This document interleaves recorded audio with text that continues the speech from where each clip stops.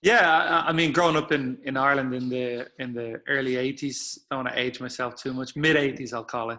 I think it was going to be Liverpool or Man United at that time, and I remember there was a thing with my brother where I copy him all the time, and he said he supported Liverpool as a joke. He was really a United fan, but I said, well, I support Liverpool too, and then he was like, "Ha, I got you. I support Man United," and I never said that. I said, I'm staying with Liverpool. So there was that, and then I remember I think it was Liverpool away at Villa where they wore the all yellow kit with the little red stripes. I think Rushy scored it, might have scored a hat trick that day, and that Sunday in the newspaper they gave away a free color photo of Rushy in the yellow kit.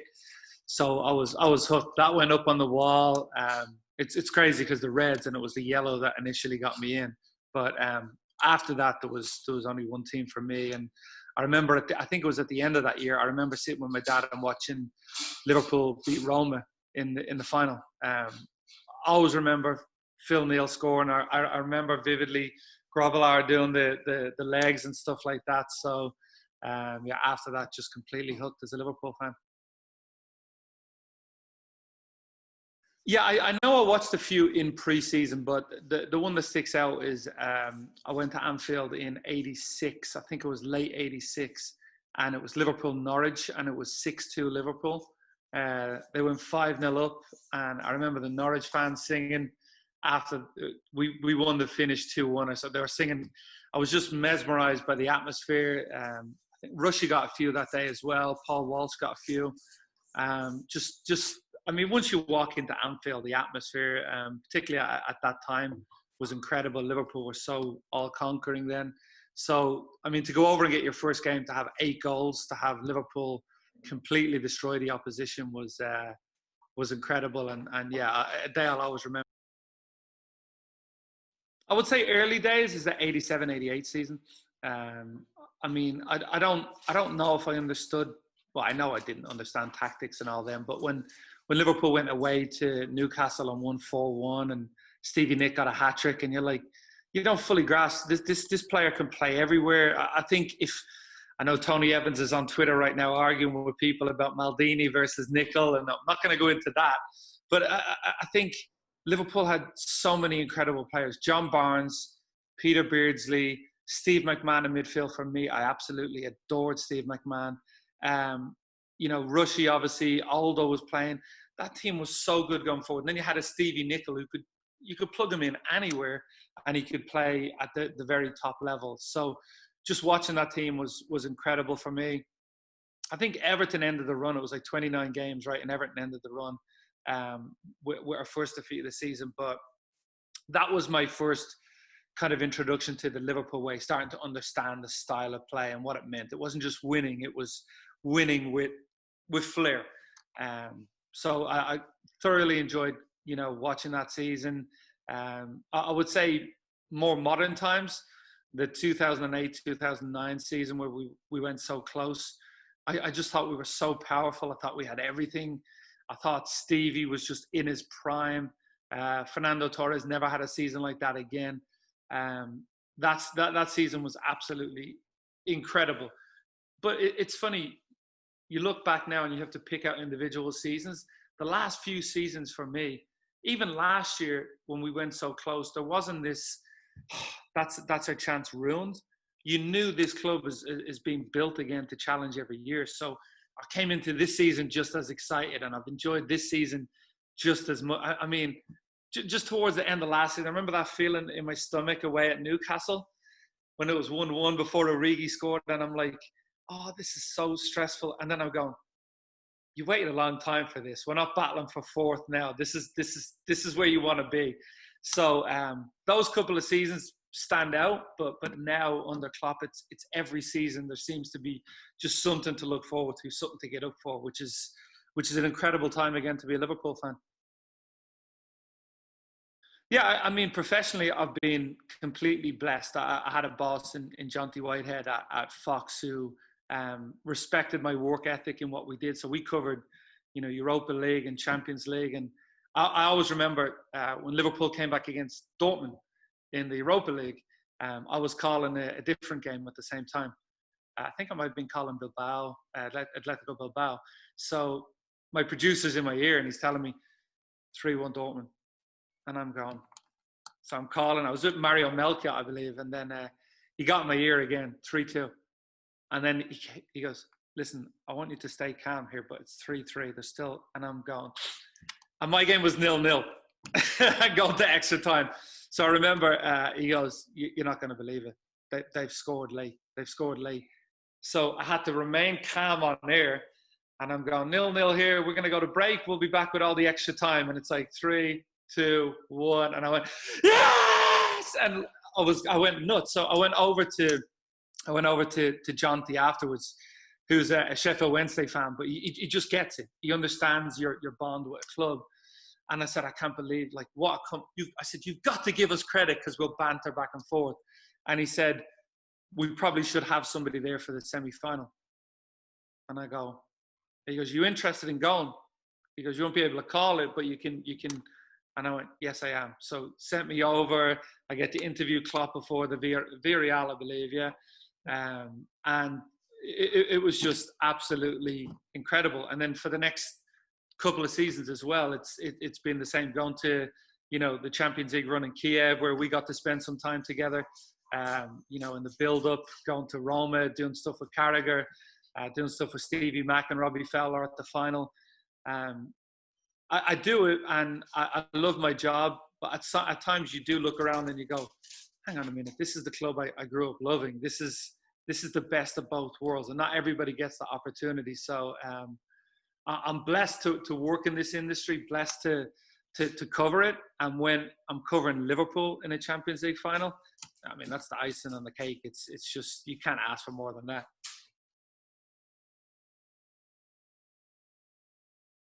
I think Jurgen is exactly how you see him on TV, and I think we all do this. We all have a mechanism in us that we read people and we make a judgment on people. So I've interviewed a lot of players from different clubs, and sometimes you'll go early on, this guy doesn't want to be here, or this guy is not, his heart isn't in this interview, he wants away.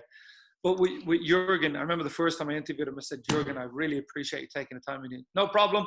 Matt said I had to be here, that kind of thing. And you're like, but when he's there, he's so invested in your conversation. He won't cut an answer short because he's got to go somewhere. He is in it. And he's completely straight up and honest with you. You don't feel like there's a stock answer. If you're asking him a question that might be difficult, he'll be honest. Oh no, we're not there. We have to do this. He's just so engaging, and he just commands the room. And I've heard players say he's an honest coach, and he lets you know where you stand. You feel that as interviewing him, you're not trying to dig a little deeper. Come on, give me a little bit more. We'll work hard. This and that. No, there's so much to him. So with that, I absolutely I love interviewing him. And the other for me on the player side. Gini Wijnaldum, top level person. I mean, every player that I've interviewed has been great, but I think Jordan Henderson just goes that little bit extra when you're with the club and around them, and I think he doesn't get enough credit for what he is as a leader. I remember we arrived in Germany for pre-season before we went to Kiev, so the start of that season, first year back in Champions League. Incidentally, by the way, I asked Klopp about being back in Europe that year. We did Klopp and Hendo same day. And I says, it's going to be difficult to compete. And he said, have you seen my record against big teams? We'll be fine. And it stuck with me all that season. I'm like, he fancied himself then to go all the way. You know what I mean? But that's a tangent story. But with Jordan, so we arrive in the hotel early on. I'd interviewed Jordan a few times, and players are coming out. Jordan, over the other side of the room, sees us, makes a beeline towards us. Hey, what time are we doing the interview today? I said, I don't know. They're looking after you, getting coffee and everything. Hey, make sure you get everything here. Went out of his way to make sure that we were comfortable. Didn't have to do it. Not many do it, but he did. In the interview, he was absolutely incredible. And then even after the game against Bayern Munich, which we sat together actually and watched it when we beat Bayern, And after that, I went down to the dressing room because I was getting some stuff from Jurgen, and Jordan came out and, you know, chatted again. What do you think? This and that. And I'm going, he just gets it. He's not just doing it because I'll go over. He gets it, and it's not just me. He was doing it with everybody. He understands what it means to wear that armband. And Jurgen had a line about him when I first interviewed him. He said he has big balls. He said because to take the armband after a Liverpool legend is you've got to have some belief. And I think Jordan doesn't get enough credit for that. And because of that, he's the one player that I'm like, I absolutely love interviewing him because I think he's just a top person as well as a top player. I've interviewed Stevie a few times, and there's a couple of things that stood out. It was hilarious. It was when he didn't get the England captaincy. And I kind of said, I know it's difficult to talk about. And he went, no, we can talk about it. And I said, who do you think should be? And he went, me. I didn't even finish the sentence. And I went, who else said that? And he went, just me. And at the end, the interview kind of turned off, and he went, you thought that was a difficult question? Come on, Matt, tell him about it, you know. So I always thought that was the one time he let his guard down with me and gave me a little bit more. And the other time was, I know Robbie quite well. So I asked Robbie to come in. We were doing an FA Cup poem where you read these lines and it would be played. All these players would come together. So you know, Matt had told me, you know, you can ask, but I don't think Stevie's going to do it. But Robbie did it. Robbie goes, I'll do it like shake. Robbie was incredible, you know. And he goes, Stevie coming out? And he went, yeah. So he was waiting around. And he goes, Stevie, I'll just tell him I did it. He'll do it.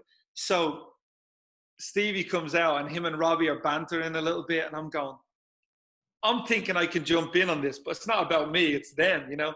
And they're both having a laugh. And I went, Stevie, great to see you. I went, listen, going to start off, read a quick poem. And he went, fuck off.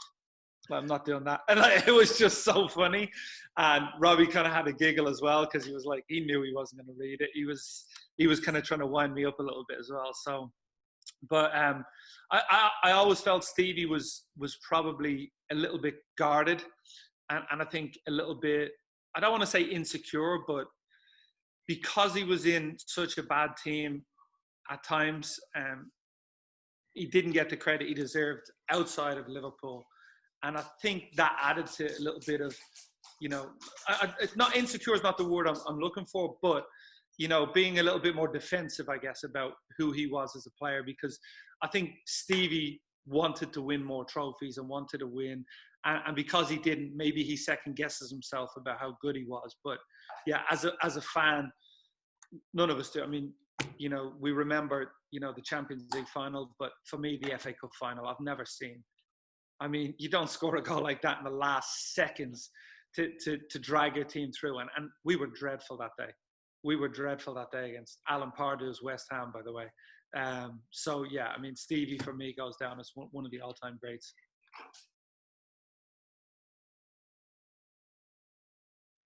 I mean, it has to be Bill Shankly.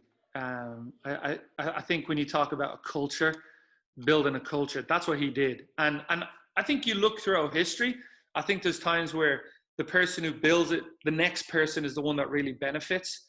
And I think Bob Paisley might have won more European trophies, but it's building our foundation. That was Bill for me. And I think that the most important figure in the history of Liverpool Football Club. I would say Kenny Dalglish as well. You know, being lucky enough to be around Kenny, he's people, because he didn't do that many interviews, I think people have this idea that he's quite shy and dry. He's not. He's a really smart ass. I remember once he saw me at the academy, I know Paul well, and he came up and he said, I knew you weren't a player because I saw the size of your arse from back there, and just started ripping on me, and I was going, just a top guy. And every time I see him now, we'll talk about Paul's team and stuff like that. But I think, again, he was at a period of the club that was so important, and, you know, a difficult time as well through Hillsborough. He was there and kind of held the club together. Sorry, my dog has given his opinion. So those two, and I think, yeah, for me, the last one would be Jurgen, because for me to have that conversation and see the dynamics of a Bill Shankly, a Kenny Dalglish, and a Jurgen Klopp together, it's one of the keys for Jurgen. For me, I don't think he's overawed by anybody. but he still shows respect for everybody. You know, it's like, I'm here to do as best as I can. What more can I do? And I think, I would imagine, even though it's a different generation, I would imagine Bill Shankly would absolutely love Jurgen Klopp, and vice versa. And Kenny would be the entertainment in between, and, you know, that could knit both of those generations together.